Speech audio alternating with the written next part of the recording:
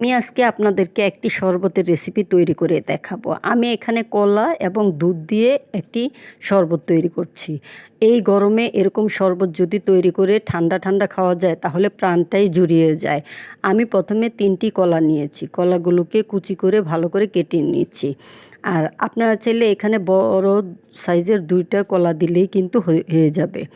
আর আমি 3টি কলা দিয়েছি কারণ আমারগুলো ছোট সাইজের, তাই আমি কলাগুলোকে এখন একটি ব্লেন্ডারের জারের মধ্যে তুলে নিচ্ছি।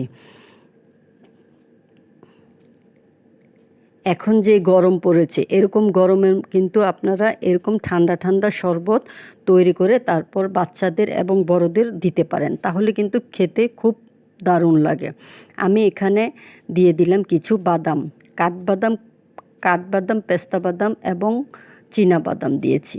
আর দিয়ে দিলাম 5-6টার মতো খেজুরের বিচিগুলো আমি ফেলে তারপর দিয়েছি। এখন দিয়ে দিলাম হাফ কাপ পরিমাণ চিনি, আর দিয়ে দিচ্ছি 1 কাপ পরিমাণ দুধ। এই কাপটা বড় কাপ, তাই বড় সাইজের এই দুধে কিন্তু আমার 2 গ্লাস শরবত এমনিতেই হয়ে যাবে। আর দিয়ে দিয়েছি কিছু রুয়াবজা, এখন আমি ব্লেন্ডার করে নিয়েছি। আর গ্লাসগুলোতে আমি কিছু বরফ কুচি দিয়ে দিলাম। এখন আমি শরবতটা ঢেলে নিচ্ছি।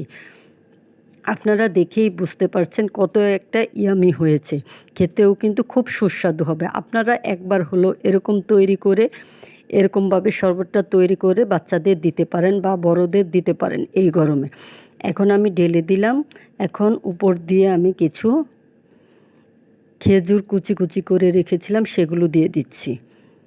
আশা করি আমার এই রেসিপি আপনাদের ভালো লাগবে। ভালো লাগলে লাইক, কমেন্ট, শেয়ার এবং সাবস্ক্রাইব করে আমার পাশে থাকবেন। আল্লাহ হাফেজ।